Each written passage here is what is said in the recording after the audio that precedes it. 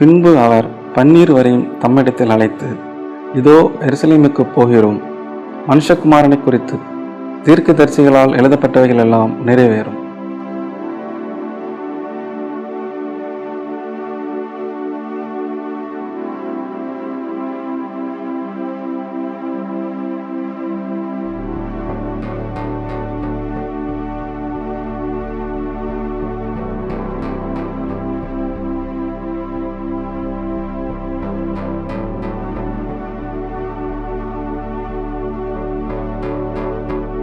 கிறிஸ்துவுக்குள் பிரியமானவர்களே, ஆண்டவராய் இயேசுவின் நாமத்தினாலே உங்களை நான் வாழ்த்துகிறேன்.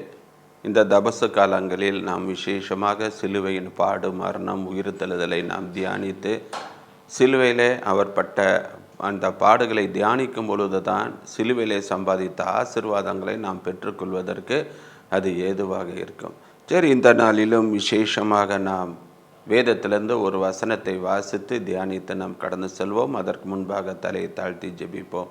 அன்புள்ள ஆண்டவரே, 2000 ஆண்டுகளுக்கு முன்பாக ஒரு நாளிலே எங்களுக்காக சிலுவையிலே கடைசி சொட்டு இரத்தத்தையும் சிந்தி முள்முடி சூட்டப்பட்டவராய் கல்வர்கள் நடுவிலே நீர் தொங்கினீர். அப்பா, அதை நாங்கள் நினைவு கூறுகிறோம். நீர் சிலுவையில் சம்பாதித்த ஆசீர்வாதங்களை நாங்கள் பெற்றுக்கொள்ள கிருபை தாரும். ஆண்டவரே, அந்த கெத்செமனே தோட்டத்திலிருந்து நீர் உயிர்த்தெழுந்த நாட்கள் வரை நடந்த சம்பவங்களை எல்லாம் நாங்கள் ஒவ்வொரு நாளும் பல ஊழியர்கள் மூலமாக நாங்கள் தியானிக்க நீர் உதவி செய்கிறீர். அதற்காக நன்றி அப்பா. அதை நாங்கள் கேட்கும் பொழுது இருதயத்திலே பதித்து அதன்படி நடந்து உம்முடைய ஆசீர்வாதங்களையும் கிருபைகளையும் பெற்றுக்கொள்ள கிருபை தாரும். இயேசுவின் நாமத்தில் ஜெபிக்கிறோம் நல்ல பிதாவே, ஆமென். கிறிஸ்துவுக்குள் பிரியமானவர்களே, இந்த நாளிலும் வேதத்திலிருந்து ஒரு வசனத்தை வாசித்து தியானித்து கடந்து செல்வோம். லூக்கா எழுதின சுவிசேஷம் 24ஆம் அதிகாரம் 25ஆம் வசனம். லூக்கா 24:25. அப்பொழுது அவர் அவர்களை நோக்கி, தீர்க்கதரிசிகள் சொன்ன யாவையும் விசுவாசிக்கிறவருக்கு புத்தி இல்லாத மந்த இருதயம் உள்ளவர்களே.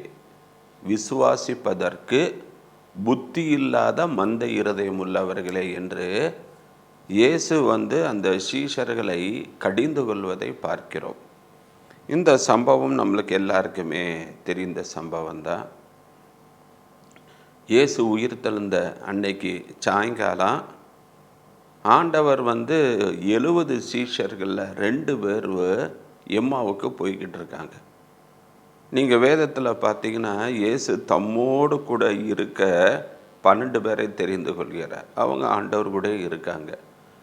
லூக்கா 10:1 வாசிக்கிறோம், கர்த்தர் வேறு 70 பேரை நியமித்து அவங்கள 2 பேராக தான் கிராமத்துக்கு அனுப்பி ஊழியம் செய்வதற்கு அனுப்புகிறார். அவங்களுக்கு தான் ஆலோசனை என்ன கொடுக்குறாருன்னா, நீங்கள் பணப்பையை கொண்டு போக வேண்டாம், நீங்கள் எல்லார் வீட்டுக்கும் போக வேண்டாம், இப்படின்னு நிறைய ரூல்ஸ் அண்ட் ரெகுலேஷன்லாம் சொல்லி அவங்களெல்லாம் அனுப்புவதை பார்க்கிறோம். அவங்க போயிட்டு லூக்கா 10:17-19 வரை, ஆண்டவரே உம்முடைய நாமத்தினாலும் பிசாசுகள்லாம் எங்களுக்கு கீழ்ப்படியுது அப்படின்னு சொல்லும்போது அவங்க சந்தோஷப்படுறாங்க. ஆண்டவர் சொல்கிறாரு, பிசாசு கீழ்ப்படுகிறதுக்காக சந்தோஷப்படாதீங்க, உங்கள் நாமங்கள் பரலோகத்தில் எழுதப்பட்டவைகளுக்காக சந்தோஷப்படுங்கள்.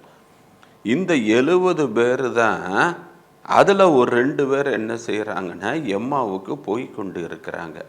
போய்கொண்டு இருக்கும் பொழுது இயேசு அவர்களுடைய கடந்து போகிறார். அவங்க என்ன பேசுகிறாங்கன்னா, அவங்க வாழ்க்கையில் ஒரு துக்கம், ஒரு ஏமாற்றம், நம்பிக்கை இல்லாத ஒரு சூழ்நிலையில் அவங்க போய்கொண்டு இருக்காங்க. அப்போ ஆண்டவர் அவங்களோட பேசுகிறார். ஆனால் அவங்க இயேசு தான் பேசுகிறார் என்பது அவங்க கண்கள் மறைக்கப்பட்டிருக்கிறது. அப்போ ஆண்டவர் அந்த வேத வாக்கியங்களை எல்லாம் எடுத்து சொல்லி விவரித்து சொல்லி கொண்டே வருகிறார். அங்கே எம்மா ஊர் வந்த உடனே ஆண்டவர் அப்படியே போகிற போல் அப்படியே காணப்படும் பொழுது அந்த சீஷர்கள் சொல்கிறாங்க, பொழுதாயிற்று, நைட்டு எங்கிட்ட தங்கிட்டு காலையில் போகலான்னு. அவங்க அழைப்பை கேட்டு இயேசுவும் அவங்க சீஷர்கள் வீட்டில் போய் தங்கி அங்கே சாப்பிடும் பொழுது, அந்த அப்பத்தை பிட்டு அவங்க சாப்பிடும் பொழுது தான் அவங்க கண்கள் திறக்கப்படுகிறது.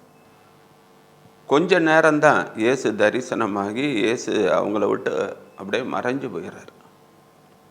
அப்படியே அவங்க போய்கிட்டே இருக்கும் பொழுது இந்த சம்பவத்தில் தான் இயேசு அந்த 2 பேரை பார்த்து சொல்கிறாரு, விசுவாசிப்பதற்கு மந்த இருதயம் உள்ளவர்களே. ஏன்னா ஆண்டவர் அங்கே வேத வாக்கியங்களெல்லாம் சொல்லும் பொழுது அவங்க உள்ளம் கொழுந்து விட்டு எரியலை. இயேசு அவங்க கண்கள் தான் மறைக்கப்பட்டிருக்கிறதே ஒழிய ஆண்டவர் வார்த்தையின் மூலமாக வெளிப்படுத்தும் பொழுது அவங்க உணர்வடையவில்லை. அவங்க இருதயம் கொழுந்து விட்டு எரியவில்லை. ஆண்டவர் எல்லாத்தையுமே சொல்லிட்டு தான் செய்வார். இயேசு இந்த உலகத்தில் நம்ம மறிக்கிறதுக்காக வந்தேன் அப்படின்றத 3 இடத்துல சொல்கிறாரு. பிலிப்பு செசரியா பட்டணம், கலிலேயா கடற்கரை ஓரமாக போகும்பொழுது, எருசலேமுக்கு போகும்போதெல்லாம் சொல்கிறாரு, மனுஷகுமாரன் எருசலேமுக்கு போகிறார், அங்கே பாவியல் கையில் ஒப்பு கொடுக்கப்படுவார், அவரை கொலை செய்வாங்க, 3ஆம் நாள் உயிரோடு கூட எழுந்திருப்பேன்னு 3 தடவை சொல்கிறார். பழைய ஏற்பாட்டிலையும் பார்த்தீங்கன்னா இயேசு உயிர்த்தெழுதல் இதெல்லாம் சொல்லப்பட்டிருக்கிறது. அதனால தான் இங்கு அவர் அதெல்லாம் சொல்லி கடிந்து கொள்வதை நாம் பார்க்கிறோம். கிறிஸ்துவுக்குள் பிரியமானவர்களை அப்போ இயேசு சொன்னதெல்லாம் அவங்க என்ன செய்கிறாங்க, மறந்து போய் விடுகிறார்கள். இயேசு கூட வந்தாலும் அது இயேசுதான் என்பது அவங்களுடைய கண்கள் மறைக்கப்பட்டிருந்தது. ஏன் அவங்க கண்கள் மறைக்கப்பட்டிருந்தது? ஏன் இயேசு அவங்க வேத வாக்கியங்களெல்லாம் சொல்லும் பொழுது ஏன் அவங்களுடைய உள்ளம் கொழுந்து விட்டு எரியவில்லை? காரணம் என்னென்னா இந்த 12 சீஷர்களும் தம்மோடு கூட இருக்க தெரிந்து கொண்டார். இந்த 70 சீஷர்களும் அங்கே போய் ஊழியம் செய்கிறாங்க, 2 பேராக போகிறாங்க. ஆனால் கடைசியில் இயேசுவின் போதனையை கேட்க கேட்க நிறைய பேர் இயேசுவுடன் நடவாமல் பின்வாங்கி போனார்கள். அந்த வார்த்தையை, சத்தியத்தை அவர்களால் ஏற்றுக்கொள்ள முடியவில்லை. அப்போ இது கடினமான உபதேசம், யார் இதை பின்பற்றுவா அப்படின்னு தர்க்கம் பண்ணுறாங்க, முறுமுறுக்கிறாங்க. நிறைய பேர் போயிட்டாங்க, இந்த உபதேசம்லாம் எங்களுக்கு ஒத்து வராது, நாங்களாம் உண்மை பின்பற்றலைன்னு. அதனால தான் இயேசு இந்த 12 சீஷர்களையும் பார்த்து நீங்களும் போய்விட மனதாக இருக்கிறீர்களான்னு கேட்குறார். அப்போ ஆண்டவர் வார்த்தை மேலே ஒரு நம்பிக்கை இல்லை, ஆண்டவருடைய வார்த்தை மேலே ஒரு விசுவாசம் இல்லை. இயேசு உயிர் தெழுந்து விட்டார்ன்று பெண்கள்லாம் சொல்கிறாங்க, பேதுரு போய் கல்லறை திறந்துருக்குன்னு பார்த்து சொல்கிறாங்க. அப்பவும் அவங்களால என்ன செய்ய முடியல, விசுவாசிக்க முடியவில்லை. நீங்கள் இந்த லூக்கா 24ஆம் அதிகாரத்தில் பார்த்தீங்கன்னா முதல்ல பெண்கள் சொல்கிறாங்க, அடுத்தது பேதுரு சொல்கிறாரு, அதுக்கு அடுத்தது இந்த எம்மாவு சீஷர்களும் போய் அந்த இயேசு தம்மோடு கூட பேசினதை 11 பேர் கூடி இருக்கும் போது அங்கே ஷேர் பண்ணும் போதும் அவங்களால நம்ப முடியல அந்த சீஷர்களால். அப்போ தான் இயேசு அந்த ரூமுக்கு தம்மை வெளிப்படுத்துகிறார். தோமாவை கூப்பிட்டு என்னை தொட்டுப்பார், என் காயத்தில் உன் விரலை விட்டுப்பார். அப்பவும் அவங்களுக்கு ஒரு தடுமாற்றம், ஆண்டவரை 100க்கு 100 நம்ப முடியல. கடைசியில் அவங்கெல்லாம் எப்போ நம்புகிறாங்க அப்படின்னு பார்த்தீங்கன்னா இந்த 45ஆம் வசனத்தில், அப்பொழுது வேத வாக்கியங்களை அறிந்து கொள்ளும்படி அவர்களுடைய மனதை அவர் திறந்து, என்னைக்கு சீஷர்களுடைய மனதை திறக்கிறாரோ அப்போ தான் உயிர் தெழுந்த இயேசுவை விசுவாசிக்கிறாங்க. கிறிஸ்துவுக்குள் பிரியமானவர்களே, இன்றைக்கி நம்ம நிறைய பேர் சர்ச்சில், இன்னும் நிறைய இடத்துல மீடியாக்கள் மூலமாக எவ்வளவோ சத்தியத்தை கேட்குறோம். ஆனால் ஆண்டவரை விசுவாசிக்கிறோமா? ஆண்டவரை 100க்கு 100 நம்புகிறோமா? அவரை பின்பற்றுகிற நீங்களும் நானும் ஆண்டவரை எவ்வளோ தூரம்? இந்த 2 பேரும் துக்கமுடையவர்களா? அப்போ தான் ஏசுக்கிறார், ஏன் நீங்கள் துக்கமுடையவர்களாய் நடந்து போகிறீங்க? ஆமாம், ஏசு இருந்தார், 3.5 வருஷம் அவர் பின்னாடியே போனோம், சாப்பாட்டுக்கு கஷ்டம் இல்லை, சந்தோஷமாக இருந்தோம். ஆனால் இந்த ஜனங்கள்லாம் அவர் சிலுவையில் அரைஞ்சிட்டாங்க. ஆனால் பெண்கள் சொல்கிறாங்க உயிர் தெழுந்துட்டாருன்னு. அப்படின்னு அவங்க துக்கமாக தான் போகிறாங்க ஒழிய ஒரு சந்தோஷம் இல்லை. இன்றைக்கி நிறைய பேர் பாருங்கள் துக்கமாக தான் இருக்காங்க. ஆண்டவர் உயிர் தெழுந்து விட்டார், இயேசு நம்மோடு கூட இருக்கிறார், மரித்தேன் ஆனாலும் இதோ சதா காலங்களிலும் உயிரோடு கூட இருக்கிறேன் என்ற வெளிப்படுத்தின விசேஷம் 1ஆம் அதிகாரம் 18ஆம் வசனத்தில் எவ்வளோ கம்பீரமாக சொல்கிறார். ஆனால் இன்னும் பாருங்கள் துக்கம், என் கடன் பிரச்சனை, என் வியாதி, என் எதிர்காலம் எப்படி இருக்குமோ? இன்னும் ஒரு துக்கம் இருந்து கொண்டு தான் இருக்கிறது. இந்த மூடி பிரசங்கியார் ஒரு நாளைக்கு வீட்டு தண்ணியில் ரொம்ப துக்கமுடையவர்களாக உட்கார்ந்து கொண்டு இருந்தார். அப்போ அவங்க மனைவி அந்த பக்கம் கூடி போகும்போது, என்ன ஐயா இப்படி துக்கமாக இருக்கிறாரு, ஒரு நாள் இருக்க மாட்டார் அப்படின்னு நினச்சி வீட்டுக்குள்ளே போய் கருப்பு சேலை போய் கட்டிட்டு வந்து அவங்க முன்னாடி உட்காந்தாங்களாம். உடனே இந்த மூடி பிரசங்கர் சொன்னார், எதுக்கு கருப்பு சேலை கட்டியிருக்க, எதுக்கு துக்கத்தை அனுசரிக்கிறதுக்காக பண்ணுற, உன் மாப்பிள்ளை நான் தான் உயிரோடு கூட இருக்கேன்ல, உன் முன்னாடி தானே இருக்கேன், ஏன் நீ இந்த சேலை கட்டுறேன்னு. அப்போ தான் அந்த அம்மா சொன்னாங்களாம், இயேசுவும் உயிரோடு கூட தானே இருக்கிறாரு, இயேசு உங்களுக்குள்ளே தானே இருக்கிறாரு, பிற ஏன் நீங்கள் துக்கமாக இருக்கீங்க, ஏன் எதிர்காலத்தை குறித்து, ஊழியத்தை குறித்து, குடும்பங்களை குறித்து இன்னும் ஏன் கவலையோடு இருக்கீங்க, ஏன் துக்கமாக இருக்கீங்கன்னு அந்த அம்மா கேட்ட பிறகு தான் அந்த பிரசங்கியாருக்கு உணர்வடைந்தாங்களாம். இனி நான் துக்கமாக இருக்க மாட்டேன், உயிர்த்தெழுந்த ஆண்டவர் என்னோடு கூட இருக்கிறார். கிறிஸ்துவுக்குள் பிரியமானவர், ஒருவேளை நீங்கள் துக்கமுடையவர்களாக இருந்தால் உங்கள் துக்கத்தெல்லாம் எடுத்து போடுங்க. உயிர்த்தெழுந்த ஆண்டவர் உங்களோட கூட இருக்கிறார். அதை விசுவாசிங்க, ஆண்டவருடைய வார்த்தையை விசுவாசிங்க. நம்ம விசுவாசிக்காம இருக்கிறதுனால தான் அந்த 2 சீஷர்களை பார்த்து, விசுவாசிப்பதற்கு புத்தி இல்லாத மந்த இருதயம் உள்ளவர்களே, அவங்க இருதயம் மந்தமாக இருக்குது. சில நேரம் நம்மளுக்கு வயிறு மந்தமாக இருந்துச்சுன்னா சாப்பாடு எடுக்காது. சாப்பிட வாரிய இல்லை வேண்டாம், ஏதாவது ஒரு டிஃபன் இல்லை வேண்டாம், ஸ்நாக்ஸ் வேண்டாம், இல்லை ஜூஸ் வேண்டாம், என்னன்னு தெரியல வயிறு மந்தமாக இருக்குது அப்படின்னு. அப்போ அந்த மந்தமாக இருந்தால் எதையும் ஏற்றுக்கொள்கின்ற மனப்பக்குவம் வயிற்றுக்கு இராது. அதுபோல தான் இன்றைக்கி மந்த இருதயம், அந்த இருதயம் என்ன தான் சொன்னாலும் ஏற்றுக்கொள்வதற்கு மனம் இருக்காது. பெண்கள் சொல்கிறாங்க இயேசு உயிர் தெழுந்து விட்டார், மந்த இருதயம் அதை ஏற்றுக்கொள்ள முடியல. பேதுரு சொல்கிறா, நான் கல்லறையில் போய் பார்த்தேன், துணி தான் இருக்குது, அங்கே இல்லை. அங்கே மகள மரியாள் வேமா ஓடி வர, இயேசுவை பார்த்தேன், ரபின்னு சொன்னேன், போதகரேன்னு சொன்னேன், என் சகோதரருக்கு போய் சொல்லுங்கன்னு சொன்னார், அதனால தான் சொன்னேன், என் 2 கண்ணெல்லாம் பார்க்குறேன். அதை எப்படிப்பா விசுவாசிக்க மாட்டுறாங்க. தோமா உள்ளே வந்த உடனே சீஷர்கள் சொன்னாங்க, இயேசுவை நான் பார்த்தேன். அதை எப்படிப்பா, அவர் தான் சிலுவையில் அரைஞ்சி செத்து போயிட்டார், கல்லறையில் வச்சதை தான் பார்த்துமே, அதைப்படி அவர் உயிரோடு வர முடியும். ஆண்டவர் மறுபடியும் வந்து தோமாவை கூப்பிட்டு, என் கை, விலா, கால் எல்லாத்துலேயும் விரலை வச்சு தொட்டுப்பார், அப்போமாவது விசுவாசி. இவ்வளவு சத்தியங்கள், இவ்வளவு சம்பவங்கள், இவ்வளவு காரியங்கள் நடந்தும் அவங்களால விசுவாசிக்க முடியல. எப்போ ஆண்டவர் அவங்க இருதயத்தை திறந்தாரோ அதற்கு பின்பு தான் விசுவாசிக்க ஆரம்பிக்கிறான்.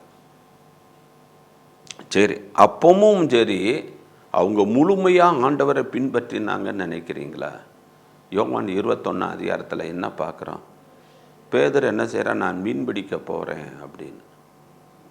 இந்த பேதுரு முதல்ல கலிலேய கடற்கரை ஓரத்தில் பேதுருவும் அவனுடைய சகோதரன் அந்திரேயாவும் கடலில் வலையை போட்டு கொண்டு இருக்கும்போது, என்னை பின்பற்றி வா அப்படின்னு சொன்னோடனே இந்த வலையை என்ன செஞ்சான், எல்லாத்தையும் எடுத்து பேக் பண்ணி வீட்டில் ஒரு பரன் மேலே தூக்கி வச்சுருக்கேன், பின்னாடி தேவைப்பட்டாலும் தேவைப்படும் அப்படின்னு. இப்போ இயேசு நம்ம கூட இல்லை, உயிர் தெழுந்து விட்டார், இனிமேல் நம்ம சாப்பாட்டுக்கு என்ன செய்யணும், அந்த கவலை வந்து விட்டது. உடனே அவன் என்ன செய்கிறான், அந்த வலையெல்லாம் எடுத்துட்டு சீஷர்களை பார்த்து, எப்பா பூவாக்கு நம்ம வேலையை நம்ம தான் பார்க்கணும், இதுவரை இயேசுவை நம்பி இருந்தோம், இப்போ அவர் இல்லை, சாப்பாட்டுக்கு என்ன செய்ய, என்ன அவன் மீன் பிடிக்க போகிறேன், யாராவது வாரீங்களான்னா எல்லாம் ஒரு பின்னாடி போக ஆரம்பிச்சிட்டாங்க. உடனே ஆண்டவர் 3.5 வருஷம் உங்கள் கூட இருந்து எவ்வளோ செஞ்சு அற்புதம் அடையாளன்னு சொல்லி எவ்வளோ போதனை கொடுத்தேன், ஆனால் நீங்களும் கடைசியில் பின்மாற்றத்துக்கு போயிட்டீங்களேன்னு, போங்க நான் வேறு ஒரு 12 பேரை நான் செலக்ட் பண்ணிக்கிறேன்னு போனார். இல்லை, அந்த திபேரியா கடற்கரையில் போய் அவங்களுக்கெல்லாம் வெளிப்படுத்தி பொரித்த மீன் இதெல்லாம் கொடுத்து, பேதுருட்ட என் ஆட்டுக்குட்டிகளை மேய்ப்பாயாக அங்கே ஒரு தரிசனம், ஒரு கட்டளை அங்கே கொடுப்பதை பார்க்கிறோம். கிறிஸ்துவுக்குள் பிரியமானவர்களே, ஆண்டவருடைய வார்த்தைகளையும் ஆண்டவருடைய மகத்துவங்களையும் விசுவாசிக்கணும். நம்மளுக்குள்ள அந்த மந்த இருதயம் இருக்கக்கூடாது. அதான் விசுவாசிப்பதற்கு புத்தி இல்லாத இன்னைக்கு நிறைய பேருக்கு புத்தி இல்லை. ஞானம் இருக்கு, அறிவு இருக்கு, அதை செயல்படுத்துகின்ற புத்தி இல்லை. பவுல் தீமோத்தேயுக்கு என்ன எழுதுகிறாரு எதை நீதிமொழிகளில் சாலமன் சொல்கிறாரு, நீ எதை சம்பாதித்தாலும் புத்தியை சம்பாதித்துக்கொள் என்று. பவுல் என்ன சொல்கிறாரு ஆண்டவர் உங்களுக்கு எல்லா காரியங்களிலும் புத்தியை தந்தருள்வார் என்று. அப்போ புத்தி நம்மளுக்கு தேவை, அதுலேயே தெளிந்த புத்தி நம்மளுக்கு தேவை. விசுவாசிப்பதற்கு இந்த மந்த இருதயம் இருக்கக்கூடாது. நம்மளுக்கு ஆண்டவருடைய வார்த்தைகளை ஏற்றுக்கொள்கிற மனப்பக்குவம் நம்மளுக்கு வேணும். கிறிஸ்துவுக்குள் பிரியமானவர்கள், அதைத்தான் இந்த சம்பவத்திலே நாம் பார்க்கிறோம். வேதத்தை நம்ம பல முறை படிக்கலாம், பல முறை தியானிக்கலாம். ஆனால் அந்த வேதத்துள்ள மகத்துவங்களை காணும்படிக்கு நம்முடைய கண்களை திறக்கிறது ஆண்டவர் ஒருத்தர் தான். அதைத்தான் தாவீது, வேதத்துள்ள அதிசயங்களை பார்க்கும்படி என் கண்களை திறந்தரலும். நீங்கள் ஒவ்வொருத்தரும் வேதத்தை படிக்கும் போதெல்லாம் ஜெபம் பண்ணிட்டு படுங்க. ஆண்டவர் இந்த வேதத்துள்ள மகத்துவங்கள், அதிசயங்கள், இந்த வேதம் ஏன் எழுதினீர், எதற்காக எழுதினீர், இதனுடைய காரணம் என்ன, இதிலிருந்து நான் என்ன கற்றுக்கொள்ள வேண்டும், ஜெபம் பண்ணி படிங்க. நம்மளுக்கு இந்த வேத வசனங்கள் எல்லாம் நன்றாக புரியும். கிறிஸ்துவுக்குள் பிரியமானவர்களே, நிறைய பேர் வெளிப்படுத்தின விசேஷத்தெல்லாம் வாசிப்பது கிடையாது, கேட்டால் புரியலை. நீங்கள் ஜெபம் பண்ணிட்டு, ஆண்டவரே இதை நீரை விளக்க எனக்கு கிருபை தாரும் என்று சொல்லுங்கள். ஆண்டவர் உங்களுக்கு விளக்குவார், நீங்கள் சகலத்தையும் புரிந்து கொள்வீர்கள். அடுத்தது 32ஆம் வசனத்தில், அப்பொழுது அவர்கள் ஒருவரை ஒருவர் நோக்கி, அவர் நம்முடனே பேசி வேத வாக்கியங்களை நம்மளுக்கு விளக்கி காட்டின பொழுது நம்மளுடைய இருதயம் குளிர்ந்து விட்டு எரியவில்லையா? அப்போ ஆண்டவர் விலைக்கு சொல்லும் பொழுது இருதயம் கொழுந்து விட்டு எரியணும். ஆனால் அவங்க இருதயம் கொழுந்து விட்டு எரியலை. காரணம், கண்கள் மறைக்கப்பட்டு இருக்கிறது, இருதயம் மந்தமாக இருக்கிறது. இன்னைக்கு நிறைய பேர் நிறைய கன்வென்ஷன் மீட்டிங் நிறைய இடத்துக்கு போவாங்க. போயிட்டு என்ன சொல்லுவாங்க, இன்னைக்கு செய்தி சூப்பர், இன்னைக்கு சாட்டை அடி மாதிரி கொடுத்தாரு, இன்னைக்கு பார்த்தா அவன் வராமல் போயிட்டான். இல்லது மற்றவங்ககிட்ட, எனக்கு உனக்கேற்ற செய்தி தான் வாங்கலை ஒழிய இது எனக்கேற்ற செய்தி, ஆண்டவர் என் கூட பேசினார், இயேசு பேசும் பொழுது என் உள்ளம் கொழுந்து விட்டு எரிந்தது அப்படின்னு சொல்லுவது கிடையாது. ஏரோது பிரசங்கம் பண்ணுறான், கேட்ட ஜனங்கள் இது தேவ சத்தம், இது தேவ சத்தம்னு சொன்னாங்க. அப்போ அவங்க பேசுறது தேவனுடைய சத்தம், ஆண்டவர் எனக்கு ஏற்ற மாதிரி பேசுகிறார் என்ற ஒரு உணர்வு நம்மளுக்குள்ள இருக்கணும். நம்ம உள்ளம் கொழுந்து விட்டு எரியணும். கிறிஸ்துவுக்குள் பிரியமானவர்களே, அப்போ இங்கு நமக்கு சொல்லப்படுகின்ற காரியம், இயேசுவின் தரிசனம் கொஞ்ச நேரம் தான் கிடைக்குது. இன்னைக்கு எத்தனை பேருக்கு இயேசுடைய தரிசனம் கிடைக்கிறது? ஆண்டவர் முதலாவதாக உணர்வின் மூலமாக பேசுவார். யாத்திராகமம் 4:15, நீ செய்ய வேண்டியதை நான் உனக்கு உணர்த்துவேன். அந்த உணர்வுக்கு அடுத்த ஸ்டேஜ் எதுன்னு பார்த்தீங்கன்னா ஆண்டவர் பேசுவதை நம்மளால் கேட்க முடியும். அதுக்கு அடுத்த ஸ்டேஜில் தான் இயேசுவை நாம் பார்க்க முடியும். தேவனை ஒருவனும் ஒரு காலமும் கண்டதில்லை, பிதாவை பார்க்க முடியாது, தேவனை பார்க்க முடியாது. ஆனால் இயேசுவை நம்மளால் பார்க்க முடியும். என்னை காண்கிறவன் பிதாவை காண்கிறான். ஆண்டவரை சொல்லலையா இயேசுவை? ஆண்டவர் இன்னைக்கு எத்தனை பேருக்கு தரிசனம், இயேசுவை பார்க்கலாம், இயேசுவை பார்த்தாலே பிதாவை பார்த்த மாதிரின்னு இயேசுவே சொல்லியிருக்கிறாரு. அப்போ அந்த தரிசனம் நம்மளுக்கு வேணும், பரலோக தரிசனங்கள் வேணும். அதுக்கு அதிக நேரம் தேவ சமூகத்தில் காத்திருக்கணும், ஜெபிக்கணும், வேதம் வாசிக்கணும், அவரோடு கூட சஞ்சரிக்கணும், அவரோடு கூட உறவாடணும். உலகப்பிரமான வேலையை காட்டிலும் ஆவிக்குரிய வாழ்க்கையில் நீங்கள் முக்கியத்துவம் கொடுக்கும் பொழுது தான் இந்த அனுபவத்துக்கு நாம் வர வேண்டும். இங்கே அதைத்தான் நாம் பார்க்கிறோம். கிறிஸ்துவுக்குள் பிரியமானவர்களே, அப்போ இன்னைக்கு இவ்வளவோ நம்ம எல்லாருமே பல முறை சர்ச்சுக்கு போயிருக்கோம். ஏன் இந்த தபசு நாட்கள், ஒவ்வொருத்தரும் எத்தனை தடவை அந்த தபசு நாட்களை நாம் அனுசரித்திருக்கிறோம். சிலுவையின் பாடு மரணத்தை நாம் தியானம் பண்ணியிருக்கோம். ஆனால் நம்ம வாழ்க்கையில் மாற்றம் இருந்திருக்கா? 40 நாட்கள் தீர்மானம் பண்ணுறோம், அது செய்ய மாட்டேன், இது செய்ய மாட்டேன், இப்படி இருப்பேன், அப்படி இருப்பேன். 5:30 மணி சர்வீஸுக்கு இத்தனை பேர் ரெகுலராக போகிறீங்க. ஏன் இந்த 40 நாளுக்கு பின்பு ஈஸ்டருக்கு பிறகு அதெல்லாம் எங்கே போகுது? எல்லாம் காற்றாய் பறந்து போய் விடுகிறது அல்லவா? மறுபடியும் அதே பாவத்தை திரும்பி செய்கிறோம் அல்லவா? வேதம் சொல்லுகிறது, நாய் தன் கக்கினதை மறுபடியும் தின்னுமாம் போல. அதே பாவ வாழ்க்கை, அதே விட்டு வந்த காரியங்கள். அப்போ நீங்கள் 40 வருஷம் ஒரு தீர்மானத்தோடு வாழ்ந்த வாழ்க்கை நோ யூஸ். இந்த வருஷம் இந்த 40 நாள் தியானம் உங்கள் வாழ்க்கையை மாற்றணும். நான் ஈஸ்டருக்கு பிறவும் அந்த அர்ப்பணிப்பு, அந்த தியாகம், அந்த வேதத்தை தியானிக்கிறது, ஜெபிக்கிறதெல்லாம் அதில் முக்கியத்துவம் கொடுக்கணும். நீங்கள் கிறிஸ்துவுக்குள் பிரியமானவர்களே, கிறிஸ்தவத்தின் ஆணி வேர் விசுவாசம், ஆண்டவர் மீது விசுவாசம். ஆண்டவர் தோமாட்ட, நீ என்னை கண்டதினால் விசுவாசிக்கிறாய், காணாமல் என்னை விசுவாசிக்கிறவர்கள் பாக்கியவான்கள். அப்போ நம்மெல்லாம், நீங்களாம் பாக்கியவான்கள், நம்மெல்லாம் பாக்கியவான்கள், நம்ம ஆண்டவரை விசுவாசிக்கிறோம் அல்லவா? வேதத்தில் இன்னொரு சம்பவத்தை நாம் பார்க்கிறோம். அது என்ன அப்படின்னு பார்த்தீங்கன்னா, அப்போஸ்தலர் 16ஆம் அதிகாரம் 34ஆம் வசனம். பின்பு அவன் அவர்களை தன் வீட்டிற்கு கூட்டி கொண்டு போய் அவர்களுக்கு போஜனம் கொடுத்து தன் வீட்டார் அனைவரோடும் கூட தேவனிடத்தில் விசுவாசம் உள்ளவனாகி மனமகிழ்ச்சியாக இருந்தான. சிறைச்சாலைக்காரன் பவுலும் சீலாவும் இந்த ஜெயில் தலைவன் தான் அடித்து காயப்படுத்தி தொழு மரத்தில் வச்சு பூட்டி சிறைச்சாலையில் கொண்டு போட்டாச்சு. இப்போ கையுங்காலம் கட்டப்பட்டவர்களாய் சிறைச்சாலையில் இருக்காங்க. ராத்திரி மணி 12 ஆகுது, டேங் டேங்னு மணி அடிக்குது. பவுல், சீலா, இது நம்ம ஜெபம் பண்ணுற நேரம், வா ஜெபிப்போம்ட்டு அல்லேலூயா துதி மகிமைன்னு அவங்க பாட்டு பாடி துதிக்க ஆரம்பிக்கிறாங்க. அவங்க துதிக்க துதிக்க சிறைச்சாலை அசையுது, பூட்டெல்லாம் உடையுது, ஜெயில் திறக்குது, கட்டுகள் கலருது. இவங்க அப்படியே வெளியே வராங்க. இந்த ராத்திரி நேரம் சிறைச்சாலைக்காரன் விசிட் அடிப்பான். எல்லா கைதிகள் என்ன பண்ணுறாங்க, தூங்குறாங்களா, பிரச்சனை பண்ணுறாங்களான்னு பார்க்கும் பொழுது இந்த செல்லு மட்டும் திறந்துருக்கு. ஐயோ, இங்கே உள்ளவங்களாம் எங்கே போனாங்க? பூட்டு திறந்து கிடக்கு, ஜெயில் கதவு திறந்து கிடக்கு, சாவி என்கிட்டலாம் இருக்கு, யார் திறந்தா, எப்படி தந்தா, இவனால் புரிந்து கொள்ள முடியல. ஐயோ, நான் ராயனுக்கு நான் என்ன பதில் சொல்லுவேன்? அவ்வளோதான், எனக்கு சிறைச்சே தான், நம்ம செத்து போயிடுவோன்னு அந்த பட்டயத்தை எடுத்து தன்னைத்தானே குத்தி கொள்ளும் பொழுது தான் பவுன் சொல்கிறான், ஹலோ பிரதர், தீங்கு ஒன்றும் செய்ய வேண்டாம், நாங்கள் இங்கே தான் இருக்கோம். அவனால் நம்ப முடியாத காரியம் என்னென்னா சாவி என்கிட்ட இருக்கு, ஜெயில் எப்படி திறந்தது, கட்டுகள் எப்படி கலண்டது, இவனால் கிரகிக்க முடியாத காரியம்.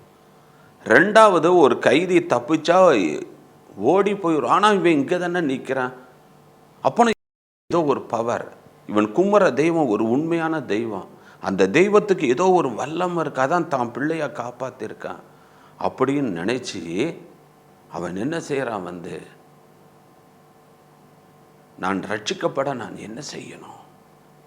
அங்கே ரட்சிப்பை குறித்து பவுலும் சீலாவும் அந்த ஜெயில் அதிகாரிக்கு அங்கே சொன்ன உடனே அவன் வாழ்க்கையில் ஒரு மாற்றம் இந்த 2 இன்சிடெண்ட்டும் அவன் வாழ்க்கையில் ஒரு மாற்றத்தை கொடுத்துருச்சு.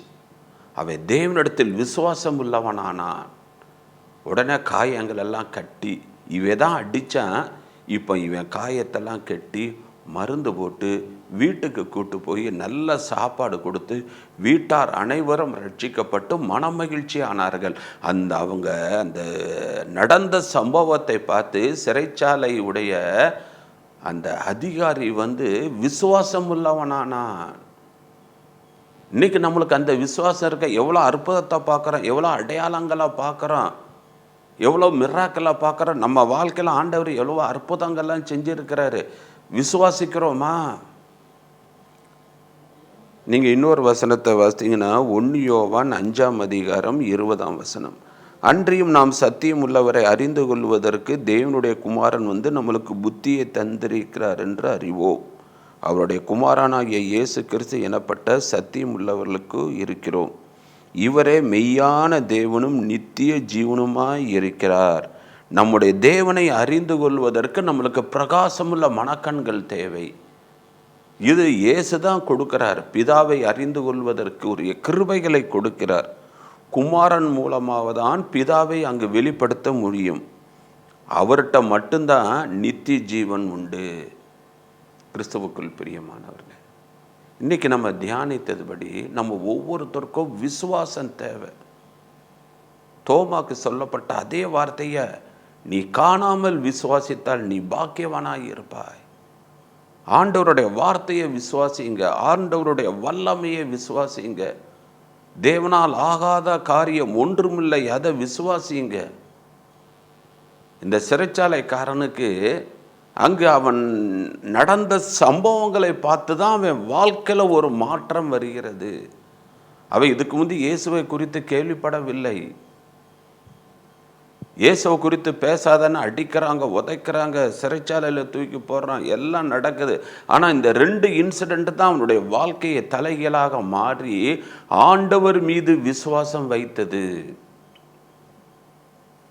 நிறைய பேர் பார்த்தீங்கன்னா ஆண்டவர் மேலே நடந்த காரியங்களை வைத்து தான் விசுவாசிக்கிறாங்க.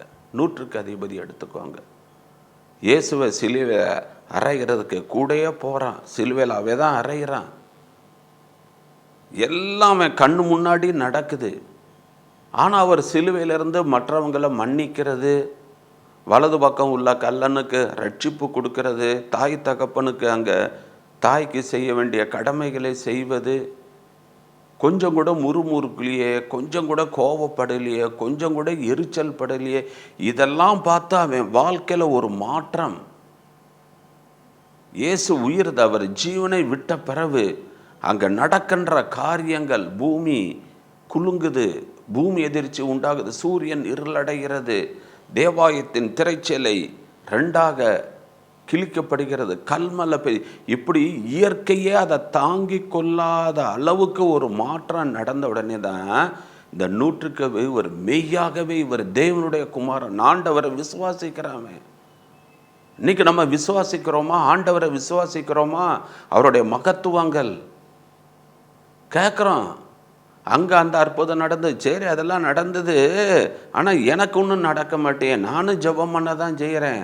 அவிசுவாசப்படாதீங்க, விசுவாசிங்க. கர்த்தர் உங்கள் வாழ்க்கையில் ஒரு அற்புதத்தை செய்வார். இன்னைக்கு ஆண்டவர் நம்ம பார்த்து விசுவாசிப்பதற்கு புத்தி இல்லாத மந்த இருதயம் உள்ளவர்களே என்று சொல்லிடக்கூடாது.